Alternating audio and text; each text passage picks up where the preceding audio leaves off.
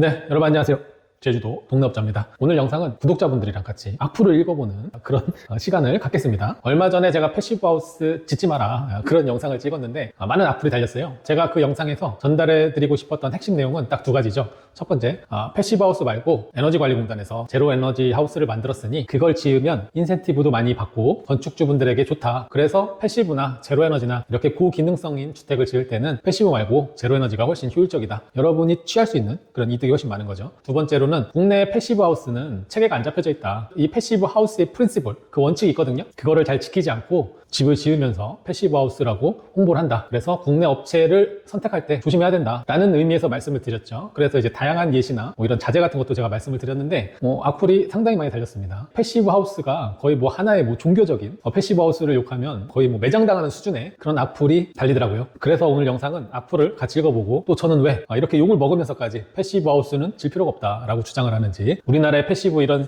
상황은 그런 어떤 카오스 같은 뭔가 체계가 많이 안 잡혀져 있어요. 제가 패시브 하우스에 좀 비판적인 그런 의견을 말씀드렸더니 다양한 목소리로 악플을 달아주셨습니다. 같이 한번 읽어볼게요. 첫 번째, 허파님, 공부를 다시 하세요. 우리나라 기후가 그리 만만한 기후가 아니에요. 해외 자재 그 자체로 짓는다면 과연 수명이 얼마나 될까요? 기본적인 자재에 대한 지식이 충분하지 않으신데 무슨 업계 같은 소리세요? 게다가 제로에너지? 이거 손실 에너지 최소화하고 사용되는 사용에너지 자체 생산해서 사용하는 집 얘기하는 건데 라고 하셨습니다. 일단 이분 댓글을 봤을 때는 단독주택을 안 지으시고 그냥 아파트에서 사시면 좋을 것 같아요. 저 같은 건축업자를 만났을 때 이렇게 댓글 단식으로 말씀을 하시면 여러분들 생각에는 어떨 것 같습니까? 건축업자가 이분은 좀 많이 알고 있으니까 이렇게 잘 맞춰줘서 이분의 프로젝트를 잘 진행해야지 그렇게 생각할까요? 이런 식으로 얘기하면 건축업자가 속으로 호구 하나 들어왔네 딱 그렇게 생각할 것 같습니다. 이분은 그냥 아파트나 빌라에서 사셔야지 주택에 관심이 있어가지고 여기저기 많이 보시는 것 같은데 나중에 굉장히 안 좋은 그 다음 분 M이라는 분은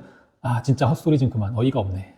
초등학생인가요? 약간 댓글 다는 수준이 초등학생 정도 되는 것 같아요. 근데 제 채널에 초등학생이 이렇게 볼 채널은 아닌데, 파파송님, 뭔 소리요? 기밀 없이 대충 짓는데 제로에너지가 되나? 제가 이 댓글 자체를 이해를 못하겠습니다. 그 다음에 이딴 거 보지 마세요. 네, 보지 마세요. 안 보시면 됩니다. 저 보라고 한 적 없는데. 그리고 패시브 주택이라면 쾌적한 주거 환경을 만들고자 단열 기밀 환기에 초점을 둔 냉난방 비용이 아주 적게 드는 집을 말한다. 이름만 다를 뿐 지향하는 방법은 똑같아요. 이 세 가지 요건을 충족시키지 않고 저에너지 하우스를 만들 수 있다는 건가요? 굳이 차이라면 전열 교환기 설치 의무겠네요. 더 공부하시길 바랍니다. 이분은 제 얘기를 잘 이해를 못하신 것 같아요. 근데 좀 어느 정도 기본 틀은 알고 있는 그런 분인 것 같습니다. 어그로 그 자체네요.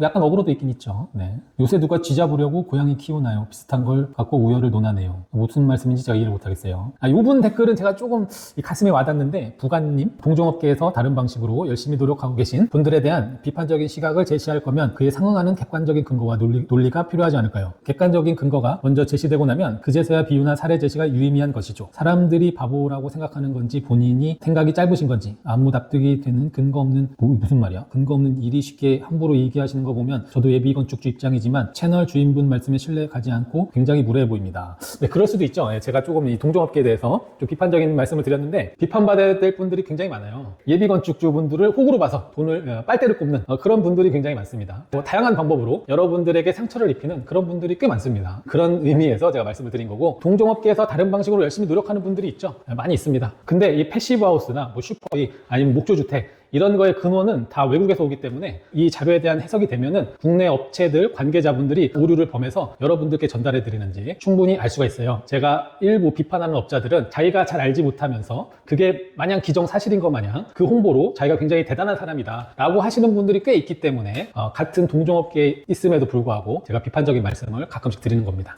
패시브 하우스에 대한 이해가 부족한 영상이네요. 제로에너지 생산 대비 사용에너지가 비슷하면 되는 거고, 패시브 하우스는 사용에너지 자체를 줄이기 위함이 목적입니다. 그리고 독일이랑 한국은 기후가 달라서 현지화가 필수입니다. 이분 또 호구될 확률이 99.9%입니다. 어디 가서 집 짓지 말고 그냥 아파트 사세요. 말씀하신 중 패시브에 준하는 집이 나오는 이유는 대한민국 건축계는 패시브 하우스보다 하자 없는 건물 짓는 것조차 안 돼서 나오는 말입니다. 앞뒤가 안 맞는데? 아니, 하자 없는 건물조차 안 된다는데 어떻게 패시브를 짓는다고 하는 거지? 패시브 하우스 협회에서 패시브는 둘째치고 하자 없는 건물 짓기부터 하고 있다고 했고요. 저도 제주도민이지만 현장에 계시는 분이 좀 더 공부하셔야 될 것 같네요. 나보고 이렇게 공부하라는 공부한 사람이 많지. 공부 많이 했습니다. 네. 네, 일단 패시브 협회에서 뭐 하자 있는 건물을 먼저 짓자고 하는 것도 저는 좀 납득하기가 힘들고, 패시브 협회는 독일의 패시브 협회로부터 위임을 받아가지고 패시브 하우스를 한국에 보급하는 게 패시브 협회고요. 독일의 기준을 우리나라에서 맞추기 힘들기 때문에, 그래서 독일에서 짓는 패시브 하우스의 그런 원칙과 국내의 패시브 하우스는 그거보다 많이 완화된 그런 방법으로 짓는 게 국내의 패시브 하우스입니다. 좀 사업하시는 분들이 거기다 안 좋은 거 더 변형스럽게 만든 게 뭐 준 패시브 하우스다, 패시브급의 하우스다, 이런 말장난으로 건축비를 높게 받는 그런 상황이 국내에 빈번하다라고 말씀드릴 수 있겠습니다. 정말 동네업자네요. 네, 맞습니다. 저는 제주도 동네에서만 하기 때문에 동네업자가 맞는 거죠. 정확히 저희 아이덴티티를 잘 알고 계신 분이네요. 패시브 건축 몇 개 보니 단열 기밀하고자 고가자재를 엄청 쓰는데, 게다가 복잡한 설비 고장나면 누가 고치나요? 주택은 최소의 관리가 최선입니다. 이런 분들은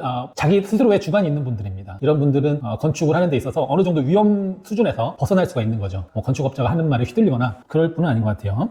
단열 기밀하고자 고가자재를 쓴다고 하는데, 사실 국내 패시브 건축에서 단열 기밀한다고 그렇게 고가자재를 쓰지는 않더라고요. 제가 봤을 때는 그냥 중저가의 자재 그런 걸 쓰면서 패시브다라고 많이 하더라고요. 진심 뭔 소리를 하시는 건지 다시 한번 보세요. 아니, 독일이랑 우리나라랑 기후가 같아? 어떻게 똑같은 자재를 쓰나? 현지화가 필수인데 뭔 개소리 하는 거예요. 이런 고단열 주택, 고기능성 주택에서 자재를 현지화를 하려고 그러면 패시브 하우스를 짓지 말아야죠. 그렇잖아요. 이 자재의 현지화는 여러분들이 국내에 맞는 자재를 만드는 게 아니라 단가를 줄이기 위해서, 자재의 비용을 줄이기 위해서 국내에서 생산하는 똑같은 스펙에 아니면 비슷한 스펙 정도의 자재를 만드는 게 자재의 현지화입니다. 국내 기후를 연구해서 자재를 만드는 게 아니에요. 그래서 외국에는 여러분들이 알고 있는 현지화된 자재보다 훨씬 더 악천후 기후에서도 여러분들의 집을 보호해 줄 수 있는 그런 좋은 자재들이 많이 있어요. 그래서 그런 자재를 써야 된다는 거죠. 패시브 하우스가 대부분의 그런 고기밀성 자재, 고기능성 자재를 사용하게 돼 있는데, 그걸 현지화를 해야 된다고 한다는 거는 이분 또 호구될 확률이 굉장히 높다. 이런 분들이 건축업자를 만나면 굉장히 많이 하시네요, 그럴 것 같죠? 앞에서 그럴 수 있겠죠. 속으로는 여러분들 보는 순간 이거 호구 하나 또 굴러 들어왔네, 그렇게 생각할 확률이 굉장히 높습니다. 패시브나 제로나 같은 맥락인 건데 답답하다. 제가 답답하네요. 솔직히 태양광 달고 시방서 따라 잘 지어도 여름에 영원, 겨울에 2, 3만원, 냉난방 돌리고도 남음. 패시브 하우스는 진리입니다. 이런 분들이 위험한 분들이에요. 이런 분들이 패시브 업체에서 좀 이렇게 하면은 금방 휙 넘어가가지고 주머니에서 돈을 막 지출할 그런 분들입니다. 에너지 개념이 있기는 한 작자인가? 제목 어그로 끌어서 장사하는지 좀 그만하지. 네, 저는 더 이상 사업을 하지 않습니다. 그래서 더 이상 장사라는 것도 아니고, 오다를 받아서 집을 져줬으니까 지금까지 일종의 장사가 맞죠. 근데 더 이상 장사를 하지 않고 여러분들께 국내 건축의 현 주소 이런 거를 생생하게 전달해 드리려고 합니다. 제주도는 낮은 곳 매립할 때 매립도 한차 가격이 얼마쯤 될까요? 싸게 잘 사면 한 8만 원에서도 살 수 있고, 싸게 사면 한 12, 3만 원? 그 정도 될 것 같아요. 네, 이렇게 댓글을 다루신 분들을 봤을 때 까딱하면은 업체한테 호구되는 경우가 굉장히 많겠다, 그런 생각이 다시 한번 들었습니다. 그럼 또 어떤 분들은 이렇게 말씀을 하실 거예요. 너만 그렇지 다른 사람들은 정직하고 집을 잘 져준다. 그러면은 우리가 전체적으로 봤을 때 이 집을 짓다가 소송하고 막 속상해하고 다시는 집 짓지 말라고 하는 사람들이 왜 많을까요? 그만큼 여러분들 주위에 여러분들의 등에 빨대를 꼽으려는 건축업자들이 많이 있어서 그렇다. 그거는 안타깝지만 현실입니다. 한 가지 더 말씀드리면, 저는 그런 얘기도 들었어요. 독일에서 짓는 집은 다 패시브 하우스여야 된다. 그런 말도 안 되는 소리가 한국에 돌아다니니까 여러분들이 혼동스러워지고 이 패시브 하우스가 더 대단해지고 그렇게 생각이 되는 겁니다. 독일 애들도 패시브 하우스에 대해서 그렇게 썩 긍정적으로 생각하진 않아요. 비용이 많이 들기 때문에 주택의 기능에 따라 가지고 단계를 많이 나눠놨습니다. 약 중간에 A나 B 정도에 있는 주택을 많이 짓는다고 합니다. 이거는 제가 독일의 그 공조기 업체 미팅 갔을 때 제가 물어본 겁니다. 그 다음으로 여러분들이 좀 잘못 알고 있는 게 독일 패시브 하우스, 캐나다 패시브 하우스, 뭐 그런 얘기가 도는데, 이런 것도 다 만들어낸 겁니다. 아는 범위에서 정의를 내드릴게요. 패시브 하우스는 독일에서 온 거고 독일에서 만든 겁니다. 그리고 나무집으로는 패시브 하우스가 그렇게 효율적이지가 않죠. 패시브 하우스의 시작은 콘크리트에서 시작된 걸로 제가 알고 있습니다. 목조주택은 이게 바람이 숭숭 들어오기 때문에 패시브 하우스로 이걸 구현한다고 하면은 돈이 많이 들어갈 수밖에 없어요. 그 다음에 이제 캐나다 패시브 하우스라고 그런 말이 도는데, 캐나다 패시브라는 말 자체는 있는 것도 아니고, 캐나다 주택협회에서 만든 고기능성 주택 하투사우전이라는 그런 주택이 있습니다. 패시브처럼. 독일에서 패시브 하우스가 나왔을 때 이거 보니까 너무 타이트한 거죠. 이렇게 돈을 쓰면서까지 이런 집을 지을 필요가 있겠냐. 그렇게 해서 나온 게 하투사우전스라고 해가지고 패시브보다는